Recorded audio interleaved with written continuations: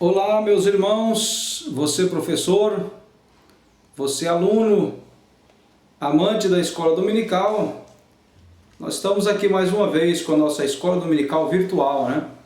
E nesta oportunidade nós queremos falar sobre o assunto do nosso domingo, né? O tempo para todas as coisas. Domingo passado compartilhamos convosco aí a lição sobre a mulher virtuosa. E neste domingo nós temos aí essa importante lição falando sobre o tempo, né? O tempo que nós às vezes não sabemos administrá-lo, às vezes não administramos da maneira correta, né?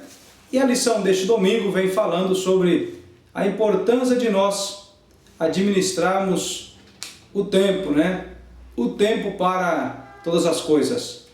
O texto áureo se encontra em Eclesiastes 3 e o verso 1, quando diz: tudo tem o seu tempo determinado e há tempo para todo o propósito debaixo do céu.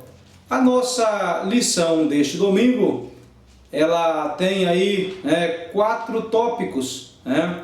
O primeiro fala sobre Eclesiastes, o livro e a mensagem.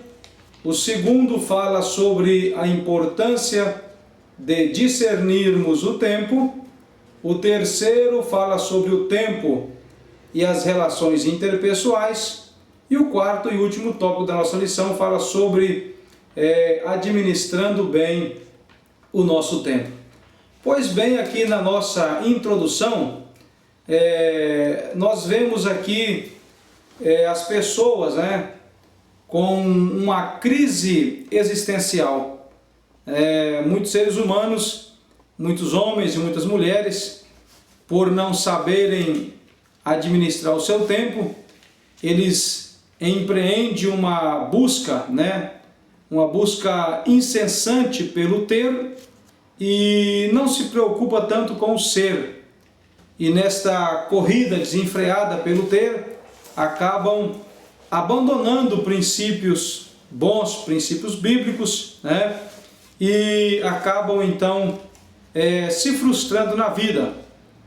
Aqui a nossa lição fala que nós estamos vivendo dias em que muitos filósofos chamam esta era de a era do vazio, e das incertezas.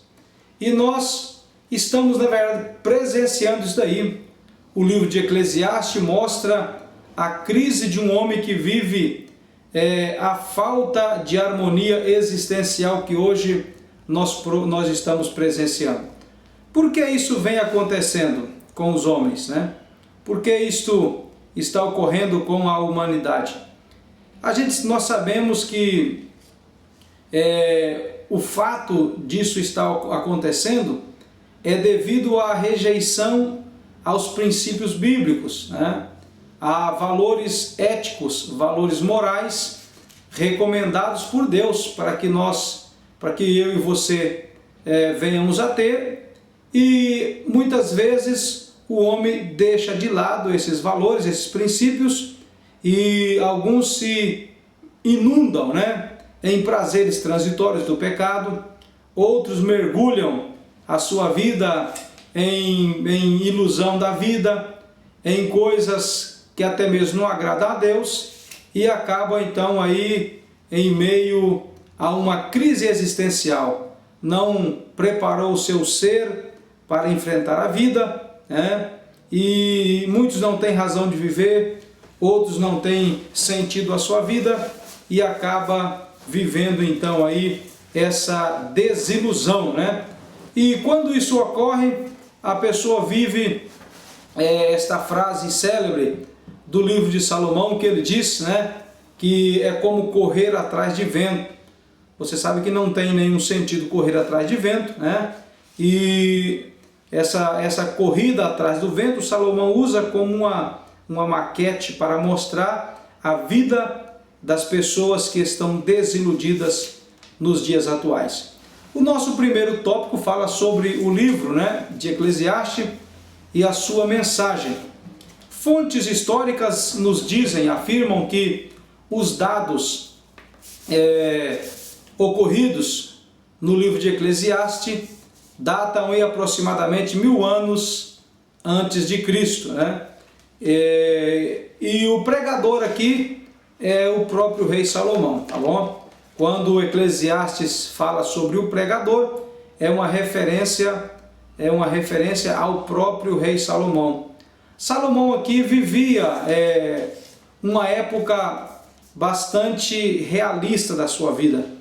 Até alguns veem o livro de Eclesiastes como um livro mais secular do que um livro espiritual, dado ao fato de que Salomão, nesse livro, ele fala muito sobre as realidades, até mesmo contemporâneas, as crises que existem hoje, principalmente na esfera social. Então alguns creem ser o livro de Eclesiastes um livro mais intelectual do que espiritual. Na verdade, sendo um livro intelectual, mas é um livro que fala muito também na questão espiritual e nos prepara até mesmo para uma vida eterna, como nós iremos ver mais na sequência deste livro. O livro, como estávamos dizendo, é bastante realista, pelo fato de que Salomão expressa nele as suas próprias experiências. Existem até algumas pessoas que creem, eu já até mesmo ouvi alguns dizerem, porque Deus ele foi favorável, né, a Salomão, com tantos erros que Salomão tinha. Alguns dizem assim, Salomão errou muito, como sendo ele um homem de Deus, Deus então ele foi a favor de tantos erros de Salomão, também de seu pai Davi.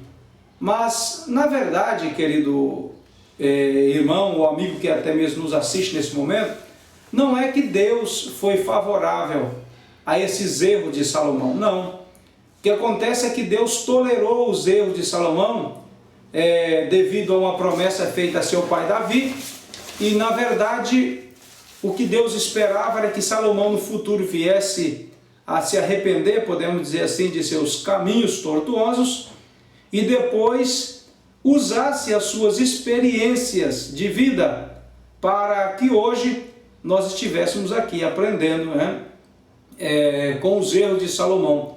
Na verdade, Deus nunca foi favorável ao erro cometido por Salomão, por Davi seu pai ou por outros homens na Bíblia.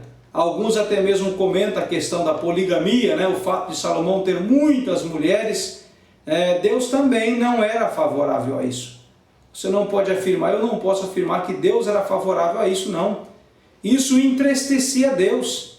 Salomão deixou os princípios divinos e começou a andar baseando-se em vaidades da vida. Mas no futuro, Salomão recomenda nós os homens a não entregar o coração às mulheres, né, a gozar a vida com uma mulher, que é a mulher da nossa mocidade, né, daqui a pouco a lição vai falar um pouco sobre isso. E o importante é que Salomão, aí na sua velhice, quem sabe na sua idade bastante avançada, ele reconhece todos os seus erros, né? Podemos dizer assim, ele se converte outra vez ao Senhor e agora usa as suas experiências, né? E o bom de tudo é que hoje nós estamos aqui, gozando da experiência de Salomão, vendo aí uma lição como essa, né? Que você pode ver aí, é o título dela, O Tempo para Todas as Coisas, né? Coisa interessante, não é verdade? Salomão, ele não soube administrar o seu tempo, no que diz respeito a colocar Deus como princípio. Salomão foi um homem muito sábio. Salomão inventou uma diversidade de coisas. Salomão, podemos dizer assim, que foi o homem mais sábio da terra, né? Que o próprio Deus disse que antes dele nem após ele haveria tamanha sabedoria como aqui estava presente na vida de Salomão. Mas Salomão veio abandonar os princípios divinos, desfrutou toda a sabedoria terrena, todas as áreas da vida Salomão tinha ciência, tinha sabedoria. No final, ele viu que o temor do Senhor é o princípio de toda a sabedoria. Se converte outra vez, passa a andar nos caminhos do Senhor, e agora nós podemos aprender com ele a não desperdiçar o nosso tempo. Sim, colocar Deus como o princípio na nossa vida, né? Como um propósito, né? Dentro dos nossos planos, e com certeza nós não teremos nenhuma frustração na nossa vida, ok? Muito bem, o nosso segundo ponto aqui da nossa lição vem falando sobre a importância de nós discernirmos, né? De nós conhecermos o tempo. O primeiro tópico fala sobre o livro de Salomão, né? E a sua mensagem, ou melhor dizendo, o livro de Eclesiastes, a sua mensagem. E este segundo tópico fala sobre a transitoriedade do tempo. Pois bem, falando sobre esse assunto, a transitoriedade da nossa vida, nós vemos que o comentarista da nossa lição, ele fala sobre este assunto aqui, nos convidando a refletir sobre a nossa vida. Você sabe que a nossa vida, ela é transitória, ela está em constante movimento, né? A nossa vida, ela é muito passageira. Aqui a lição disse que a vida, ela é efêmera e passageira. E Salomão estava consciente disso, né? Sendo a vida tão curta, que vantagem tem o homem de todo o seu trabalho que ele faz debaixo do sol? Salomão aqui vive um dilema, né? Ele se pergunta qual a vantagem que o homem tem de tanto trabalho debaixo do sol. Salomão, ele olhando para a brevidade da vida, ele se pergunta por que o homem trabalha tanto e após não consegue desfrutar do fruto do seu trabalho, né?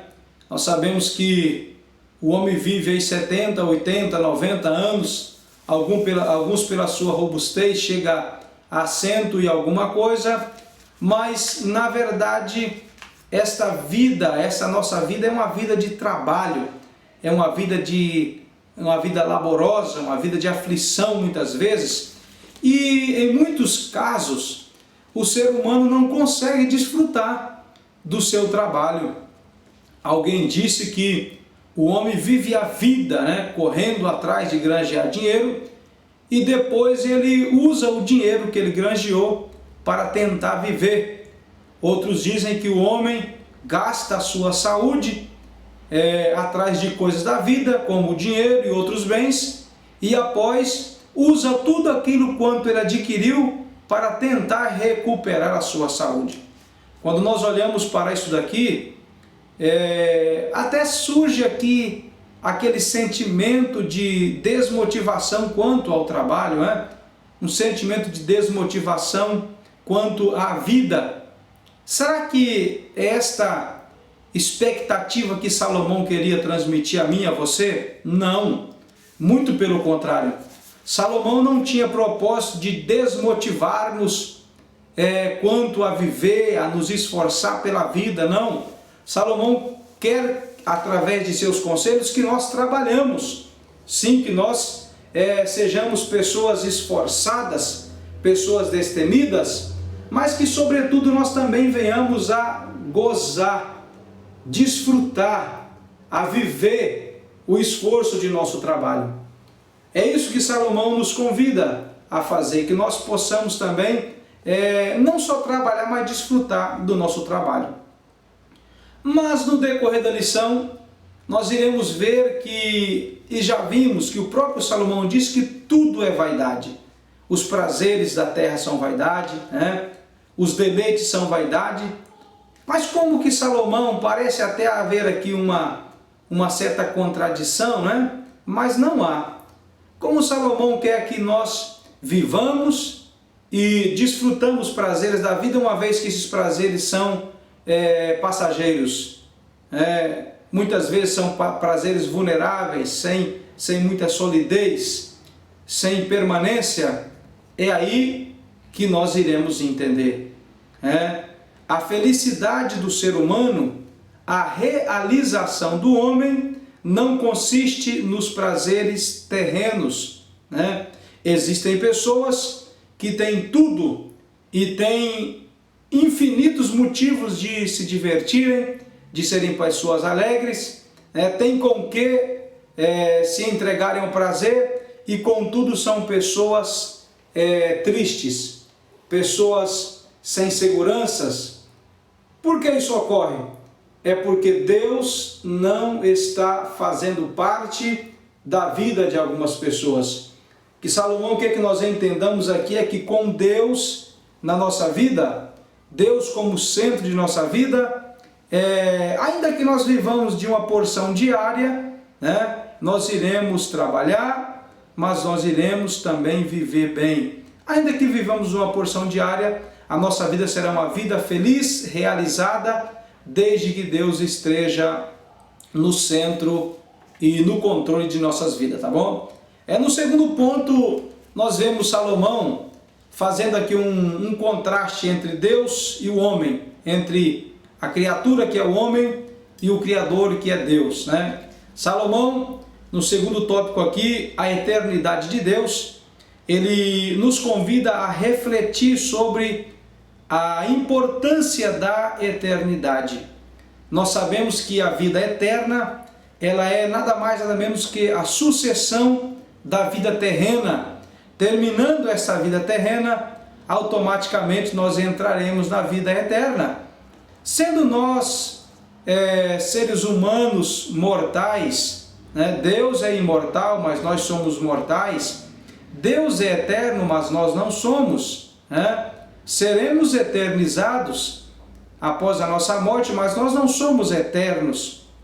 Eterno é aquele que não tem princípio nem fim, é só Deus.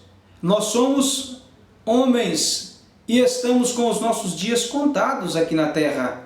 Seria muita imprudência da nossa parte se nós não ampliássemos o nosso campo, porque Salomão fala muito sobre a expressão debaixo do sol, e nós é que estamos debaixo do sol, mas precisamos estender o nosso campo, a nossa visão, ir um pouco mais além e pensar nas coisas eternas, né? Por quê? Porque se nós desafixarmos nossos olhos das coisas materiais e fixarmos mais um pouco nas coisas eternas, automaticamente traremos Deus para perto de nós e Deus nos ajudará. O apóstolo Paulo nos aconselha a não estarmos preocupados só com os negócios dessa vida. Devemos preocupar com as coisas dessa vida, né? Mas devemos pensar também na vida eterna, né? Devemos pensar que há uma eternidade e Deus colocou isso em nós. O nosso terceiro tópico aí, tanto importante quanto aos outros, fala sobre o tempo e as relações interpessoais, né? E nós temos dois pontos importantes aí, o tempo e as relações interpessoais na família e também no trabalho. O que vem a ser as relações interpessoais? Ou o que é a relação interpessoal? Relação interpessoal é aquilo que se reflete no exterior, mas que na verdade surgiu no interior. É o nosso tratamento com as pessoas que nos rodeiam, mas não é só o simples aperto de mão, só simplesmente o olá, o boa tarde, o bom dia, como vai, não. É aquela consideração que brota no nosso íntimo, é a consideração que está dentro de nós para com as pessoas. E a nossa lição deste domingo, ela nos adverte a administrar bem o nosso tempo, para que nós também venhamos a relacionarmos de maneira interpessoal, primeiramente em nossa família e depois em nosso trabalho. O próprio Salomão, ele nos convida aos homens e diz gozar a vida, né, com a mulher da nossa mocidade, com a esposa amada, com a mulher amada, e vice-versa, a mulher também desfrutar a vida com o homem que ela ama, o esposo da sua mocidade. Mas alguns poderiam até viver aí uma crise e dizer como que eu vou desfrutar a vida com o cônjuge amado se eu não amo, né? Se eu não amo a minha mulher, a mulher poderia dizer se eu não amo meu esposo. Isso é um problema fácil de resolver. É só convidar Deus. Deus é o ágape, é o amor maior, o amor do Pai. Convidar Deus para a sua vida, para a sua família, e então Deus vai colocar amor no seu coração para com o seu esposo, viu, você mulher, e Deus vai colocar amor no seu coração, você marido, em relação à sua esposa, e a sua família vai ser uma família abençoada, a sua vida vai ser uma vida abençoada, porque Deus vai colocar amor, Ele é a fonte do amor, e você vai gozar a vida em família, né? Marido desfrutando felicidade com a esposa com o esposo, o amor entre os cônjuges, e automaticamente a família, os filhos com o pai e a mãe, e será uma bênção. Salomão nos convida a administrar o nosso tempo, de maneira que nós vivamos bem com a nossa família. Infelizmente, nós estamos vivendo em uma sociedade onde as pessoas pensam que para haver prazer, para haver entretenimento, para haver alegria, precisa estar presente a bebida alcoólica, vícios e até mesmo coisas que às vezes desagradam a Deus. Mas você precisa saber e entender isso, entender isso de maneira bastante clara.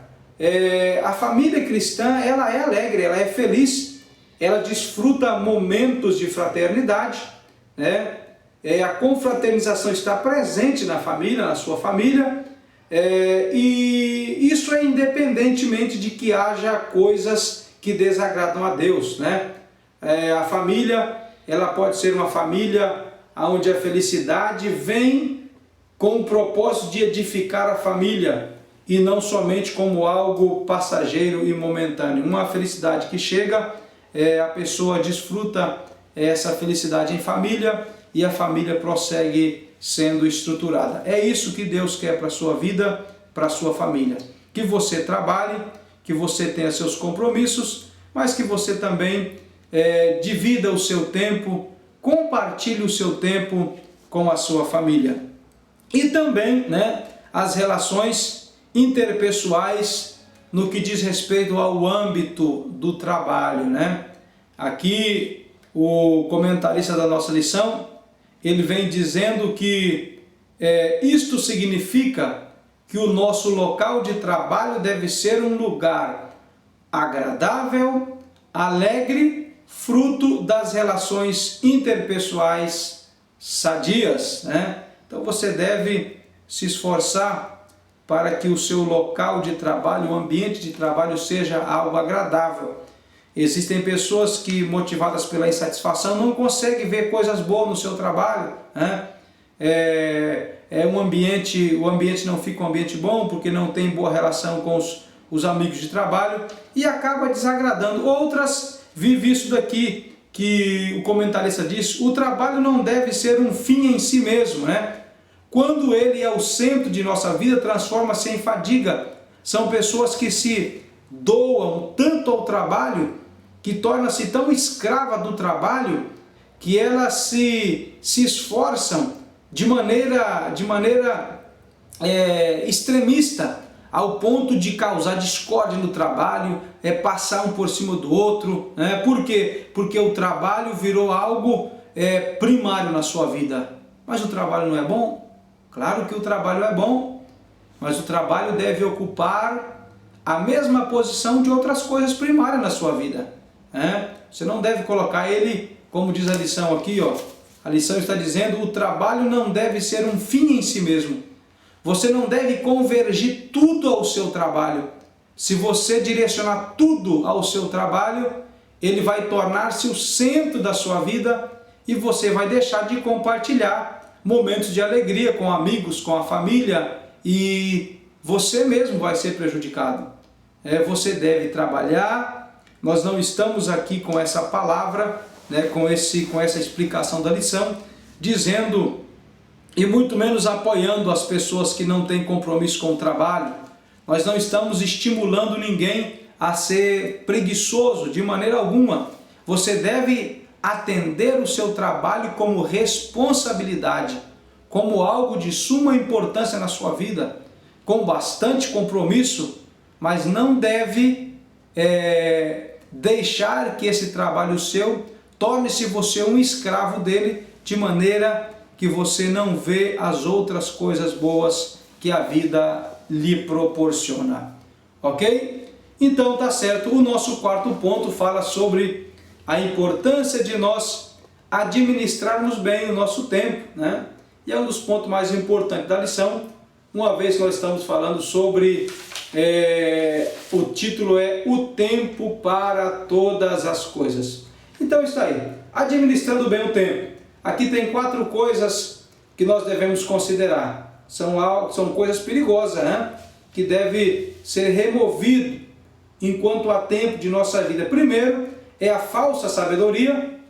Segundo é o hedonismo, né?